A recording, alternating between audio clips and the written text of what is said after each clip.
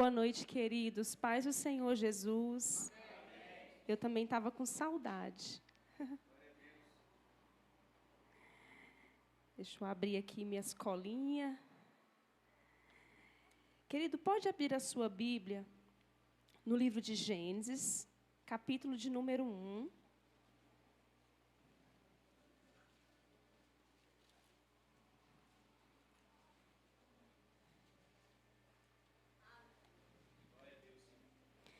Versículo 1 e 2.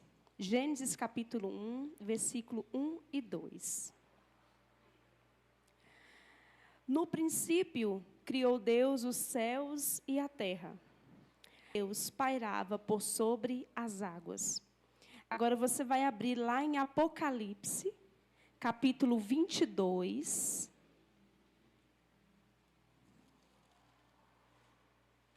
Versículo de número 20.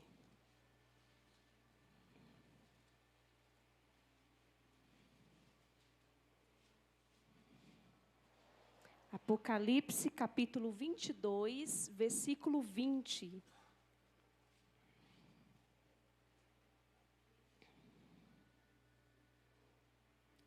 Aquele que dá testemunho destas coisas diz: certamente venho sem demora. Amém. Vem, Senhor Jesus. A graça do Senhor Jesus seja com todos. Amém? Podem se assentar.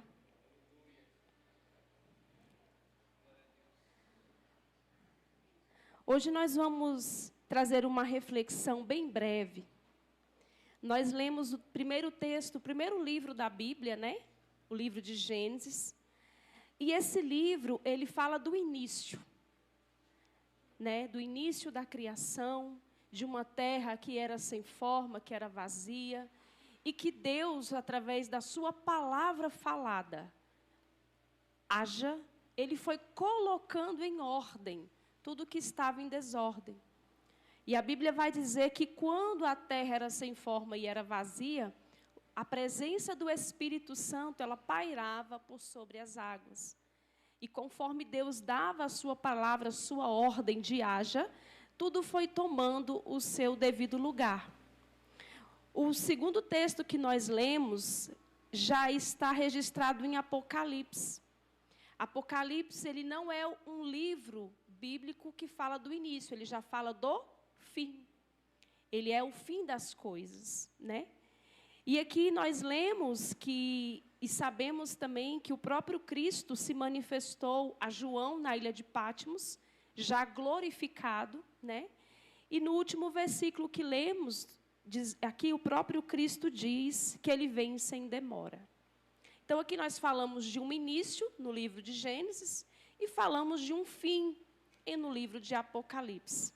Só que nós sabemos que entre um início e um fim existe um meio.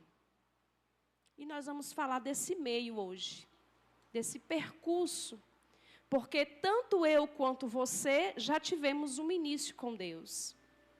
Tanto eu quanto você já éramos outrora vazios, sem forma, porque estávamos debaixo de um domínio, de uma vida de pecado.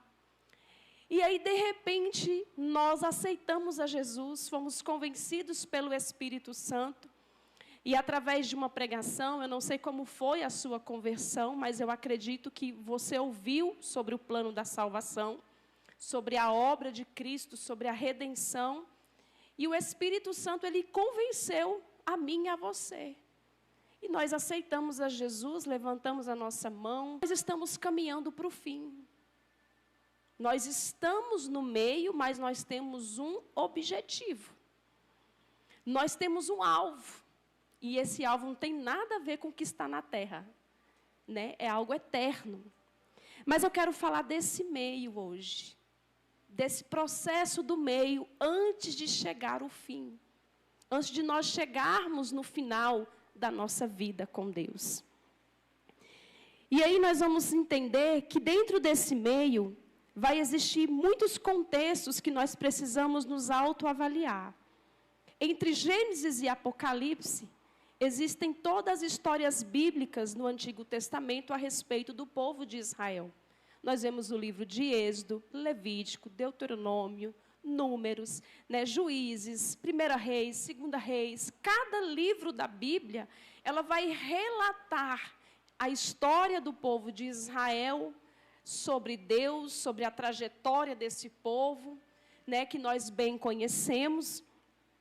E eu não vou entrar em todos os livros do Antigo Testamento e nem do Novo, mas nós vamos falar um pouco desse meio, da minha vida e da sua vida, até nós chegarmos em Apocalipse, que é o que eu almejo, que é o que eu espero, o dia em que eu posso encontrar com o amado da minha alma, com o Salvador da minha vida, aquele que um dia, mesmo eu sendo totalmente digna, me deu um amor que eu não merecia, que nós não merecíamos, né? E eu queria citar aqui, de uma forma bem resumida, 3 tópicos extremamente importantes no meio da nossa caminhada até chegar ao fim. Esse fim, quando eu falo, para muitos pode ser através da morte física, porque Cristo pode voltar, né, para qualquer um de nós, ou hoje, ou agora, ou de madrugada, ou amanhã, ou daqui, através da morte física, né? Mas também pode ser o fim através do arrebatamento. Eu não sei qual vai ser a soberania de Deus sobre a sua vida, se vai ser morte física ou arrebatamento, mas todos nós estamos em um meio, caminhando para um fim. A primeira coisa que nós temos que ter um extremo cuidado, dentro das lições que nós vamos trazer aqui nesta noite, ter hoje a reflexão sobre este povo, que em muito não se difere de nós, irmãos. Quando nós vamos estudar a Bíblia, talvez nós não somos tão iguais, mas temos algumas características. Então, Israel não é diferente de nós. Nós também podemos tirar lições desse povo, para que nós não venhamos cometer erros, como eles também cometeram. A primeira coisa que nós temos que ter muito cuidado na nossa caminhada com Deus, no meio, é cuidado para não ter saudade do Egito. O que é o Egito? O povo de Israel, após a morte de José, esse povo estava no Egito e levantou-se um outro faraó, e esse povo ficou escravo por 400 anos debaixo do governo desse faraó. E eles trabalharam muito, mas muito como escravos. Até que sua mãe Joquebede esconde ele por 3 meses, incapacitada de o esconder mais. Ela então coloca ele dentro de um cesto para que ele descesse no rio Nilo. A filha de Faraó encontra Moisés dentro daquele cesto, ainda uma criança, leva ele para o palácio e ali ele é educado. E passa-se muitos anos, ele começa a perceber que os egípcios, eles começam a bater nos hebreus, ele mata um hebreu, foge da terra do Egito. E um dia, já este homem cuidando, já casado, cuidando do rebanho do seu sogro, a sarça queima e sai uma voz de lá. E Deus chama Moisés, dá a ele uma incumbência. Ele teve inúmeras desculpas para Deus, né? E várias, inúmeras. Eu não sei falar, eu tenho a boca assim pesada. Não, eu já preparei Arão, ele vai com você. Então, ele não teve como escapar, ele voltou ao Egito para que o povo fosse liberto através da liderança de Moisés. E aí, então, esse povo, né, antes de sair do Egito, Deus manifesta a sua glória através das 10 pragas. Mas chega um dia que o povo vê um mar se abrir, atravessa em terra seca e passa para o outro lado. Israel vê Deus destruir seus adversários a olho nu e começa uma caminhada no deserto. Esse povo começa a enfrentar dificuldades no meio do caminho, porque às vezes a gente ora, irmãos, pede a Deus coisas, mas Deus não fala o processo, né? Ele vai dando, vai nos ensinando a chegar, mas ele não fala assim, ó, se ele falar, a gente não vai. Né? Porque às vezes a gente não gosta muito de sofrimento, não. A gente gosta de mamão com açúcar, né? E aí esse povo, irmãos, no meio dessa trajetória, havia sobre eles uma promessa que era chegar sobre a terra prometida, Canaã, a terra que mana leite e mel. E no meio do caminho, esse povo tem saudade do Egito. da cebola do Egito, do pepino do Egito. Por quê? Porque lá no deserto começa a faltar as coisas. Começa a faltar aquilo que eles tinham no Egito. E aí já não tem mais o alimento na hora que eles querem. Então, começa a faltar, eles começam a ir contra Moisés, vão em cima de Moisés, você nos tirou para morrer no deserto. Esse povo começa a manifestar com a sua boca a saudade de voltar para a escravidão.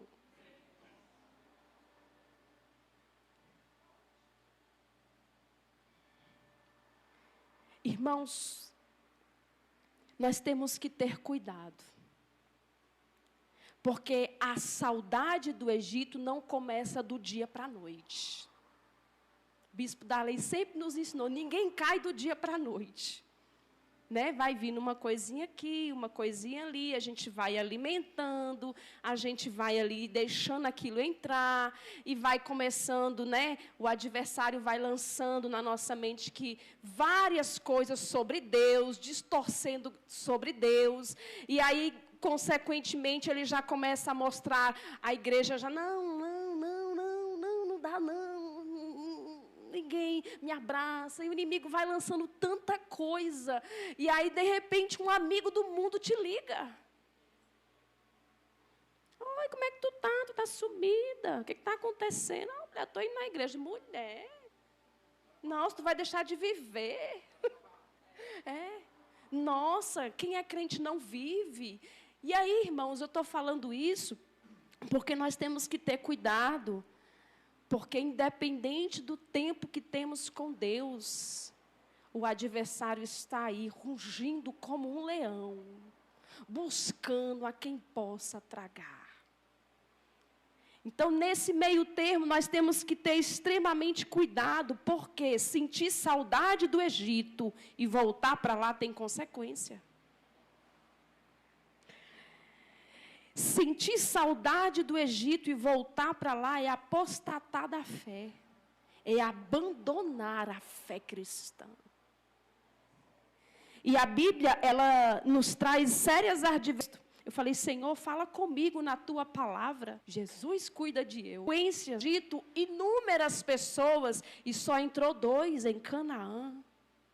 No meio do caminho morreram grande parte deles. Que dirá nós, irmãos? E o que a Bíblia vai dizer? Que aquele em Hebreus 10, do capítulo 10, no versículo 27, e mais alguns textos vai dizer que aquele que volta ao que fazia outrora, ele está ultrajando, profanando o sacrifício de Jesus. O que é profanar? É transgredir as regras sagradas, se torna contrário às coisas divinas. Quem volta para trás, quem tem saudade do Egito, quem volta a fazer o que fazia outrora, ele está virando as costas para a obra da redenção. Ele ultrajou o sangue de Cristo. A palavra ultrajar é insultar a honra de alguém. Quem volta à prática do pecado com saudade do Egito está desonrando a pessoa de Jesus. Então, de uma forma bem explicativa, limpa por esta verdade e volta às práticas antigas. Ela está pegando a obra da cruz e, dizendo que ela não vale nada. Veio, não. Isso é feito porque nós deixamos. Isso foi voluntário. Porque uma coisa eu aprendi e tenho aprendido todos os dias. Para se limpar demora muito tempo.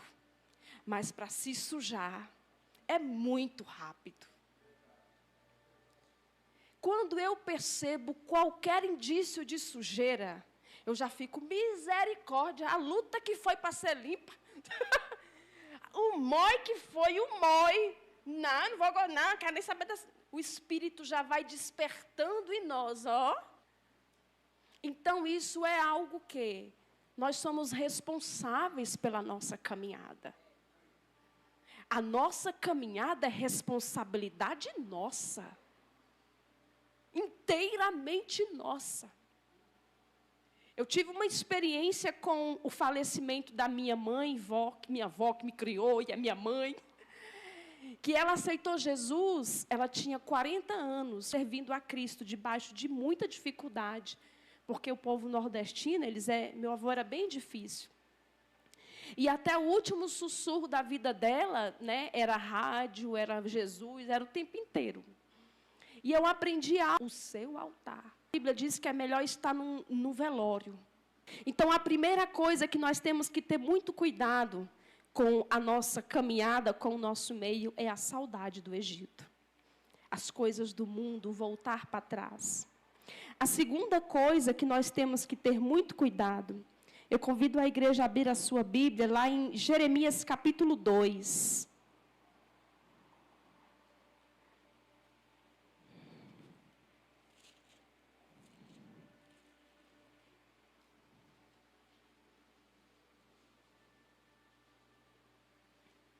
Jeremias, capítulo de número 2. Dizendo: vai e clama aos ouvidos de Jerusalém. Assim diz o Senhor: lembro-me de ti, deserto, numa terra que se não semeia. Então Israel era consagrado ao Senhor, e eram as primícias das suas colheitas. Todos os que os devoravam se faziam culpados. O mal vinha sobre eles, diz o Senhor. Ouvi a palavra do Senhor, ó casa de Jacó, todas as famílias da casa de Israel. Assim diz o Senhor: que injustiça acharam vossos pais em mim, para de mim se afastarem, indo após a inutilidade dos ídolos e se tornando nulos eles mesmos. E sem perguntarem: onde está o Senhor, que nos fez subir da terra do Egito, que nos guiou através do deserto, por uma terra de ermos e de covas, por uma terra de sequidão e sombra de morte, por uma terra em que ninguém transitava e na qual não morava homem algum. Eu vos introduzi numa terra fértil, para que se comesseis o seu fruto e o seu bem, mas depois de terem entrado nela, vós as contaminaste e da minha herança fizeste abominação. A segunda coisa é: não seja ingrato com Deus. Porque após sentir saudade do Egito, a segunda coisa que começa a germinar em nós é a ingratidão. De querer só ver o que Deus não fez. A indiferença com o amor de Deus, com o cuidado, com o auxílio, ou seja, com todo o zelo de Deus conosco na nossa caminhada até aqui. Deus deixa de ser prioridade. Sempre vê os problemas e as coisas. Então, nós precisamos ter cuidado para a ingratidão com Deus não penetrar na nossa vida. E nós precisamos avaliar, aqui no texto de Jeremias, capítulo 2, o Senhor está escrevendo uma carta para Israel através do profeta Jeremias. Quando nós vamos ler toda esta carta, Deus começa a dizer: eu cuidei de você, Israel. Eu te limpei. Ninguém te queria e eu te quis. E você se dobra diante de qualquer pau, qualquer madeira, qualquer árvore, dizendo: tu fizestes por mim. Israel era ingrato. Ver a olho nu que Deus fez e no meio do caminho se esquecer. E quem é ingrato e tem saudade do Egito, morre no deserto. E muitas vezes não é só uma morte física, numa morte espiritual. No caso do povo de Israel, foi morte física. Então, nós precisamos ter cuidado com esse segundo tópico. E a terceira coisa que nós precisamos ter cuidado. Abra sua Bíblia no livro do profeta Isaías, capítulo de número 5.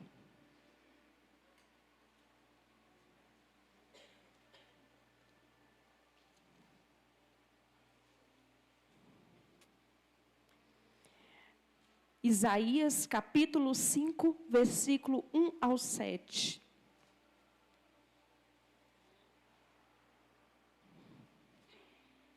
A parábola da vinha má. Agora cantarei ao meu amado o cântico do meu amado, a respeito da sua vinha. O meu amado teve uma vinha num outeiro fertilíssimo. Sachou-a, limpou das pedras e a plantou de vides escolhidas. Edificou no meio dela uma torre e também abriu um lagar. Ele, homens de Judá, julgai-vos, peço, entre mim e a minha vinha. Que mais se podia fazer ainda a minha vinha que eu não tenha feito? E como esperado eu que desse uvas boas, veio a produzir uvas bravas. Agora, pois, vos farei saber o que pretendo fazer à minha vinha. Tirarei a sua sebe, para que a vinha sirva de pasto. Derribarei o seu muro, para que seja pisada. Torná-la-ei em deserto. Não será podada, nem sachada, mas crescerão nela espinhos e abrolhos. As nuvens darei ordem, que não derramem chuva sobre ela. Porque a vinha do Senhor dos Exércitos é a casa de Israel, e os homens de Judá são planta dileta do Senhor. Este desejou que exercessem juízo. Eis aí quebrantamento da lei, justiça, e eis aí clamor. A terceira coisa que nós precisamos ter cuidado é a rebeldia contra Deus. Esse texto de Isaías fala justamente a respeito de um amado. Esse amado é o Senhor. E esta vinha é representada pelo povo de Israel e Judá. Deus está dizendo, eu cuidei de você, eu plantei você num lugar fértil. Em vez de você, Israel, produzir uvas doces, você produz uvas bravas.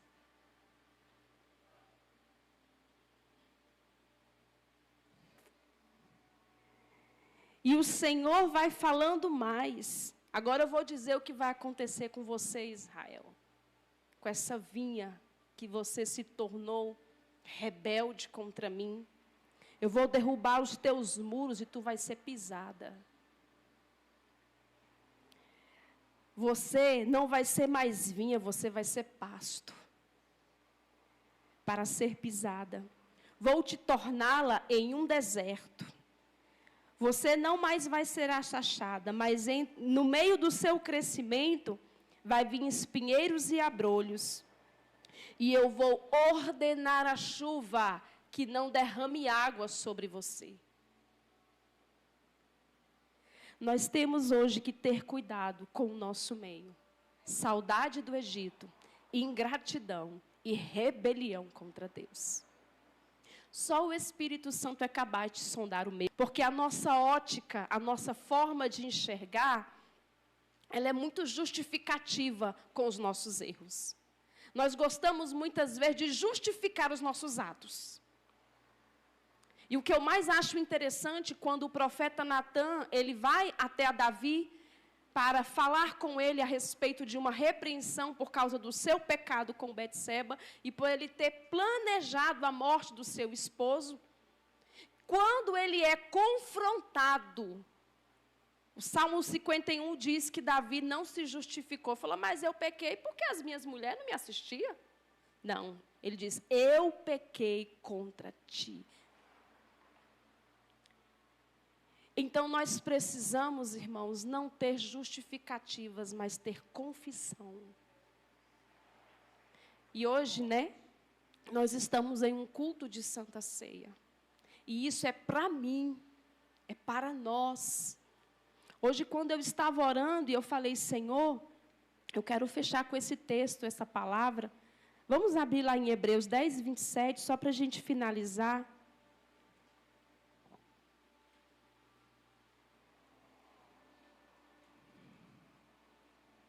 Hebreus capítulo 10, nós vamos ler a partir do versículo 26.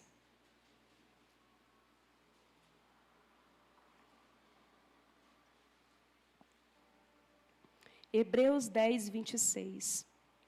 Na minha Bíblia está escrito assim um contexto: o castigo do pecado voluntário. Porque se vivermos deliberadamente em pecado, ou seja, voluntariamente, depois de termos recebido o pleno conhecimento da verdade, já não resta sacrifício pelos pecados. Pelo contrário, certa expectação horrível pelo depoimento de 2 ou 3 testemunhas, quem tiver rejeitado a lei de Moisés. De quanto mais severo castigo julgais vós, será considerado digno aquele que calcou aos pés do Filho de Deus e profanou o sangue da aliança com a qual foi santificado e ultrajou o Espírito da graça. Ora, nós conhecemos aquele que disse, a mim pertence a vingança, eu retribuirei. E outra vez o Senhor julgará o seu povo. Horrível coisa é cair nas mãos do Deus vivo. Essa foi uma palavra que Deus disse para mim. Eu falei, Senhor, me dá uma palavra. E o Senhor, essa aqui, cuida. Eu falei, então analisa o meu coração, Senhor. O que está aqui dentro de mim que possa fazer eu cometer isso? Eu ultrajar este sangue tão precioso, que limpou minha vida, que limpa minhas feridas e que todos os dias, depois da confissão, purifica as minhas vestes. E aí onde você está, eu gostaria só que você fechasse os seus olhos. E nós vamos convidar a pessoa do Espírito Santo que já está aqui, mas para completar esta obra de sondar o meu e o seu coração, diante desta palavra. Espírito Santo, eu não me conheço, mas Tu me conheces e conheces os meus irmãos. Te agradecemos por esta verdade, por trazer a nós esse senso de responsabilidade da nossa caminhada na Tua presença. Obrigada pela Tua lei, porque ela nos revela a Tua verdade. Senhor, em nome de Jesus, nós estamos hoje debaixo desta palavra. Quantas coisas o Senhor falou comigo hoje pela manhã, falando de coisas que eu havia feito. E naquele dia o Senhor estava me dando uma oportunidade de confessar. E nessa manhã eu quero pedir, nesta noite eu quero pedir ao Senhor, com esta palavra revelada pelo Teu Espírito, nós estamos debaixo da Tua palavra. Quantas vezes nós estamos debaixo de palavras proféticas? Palavras proféticas de esperança, de restauração, de plenitude. E o Senhor cumpre todas elas. Mas hoje eu, em nome de Jesus, eu, Fabiana, e os meus irmãos, nós pedimos que o Espírito Santo nos coloque debaixo desta palavra. Nos coloque debaixo desta palavra e venha, Senhor, quebrantando esse coração duro que há em nós. E essa mente obstinada de acharmos que estamos certos, que porque conhecemos um pouquinho e porque o Senhor se manifesta a nós com um pouco mais de profundidade, nós poderemos na nossa mente achar que naquela área nós já estamos bem, mas o Senhor nos conhece. Espírito Santo, nos coloque debaixo desta verdade nesta noite. E que no decorrer de toda esta semana, de todo esse ano que vai se findar e até a volta de Jesus, nós não queremos que esta palavra venha sair de sobre a nossa cabeça. Nós queremos entrar nessa atmosfera espiritual, debaixo desta verdade de hoje. Veja se nós estamos com saudade do Egito, Senhor.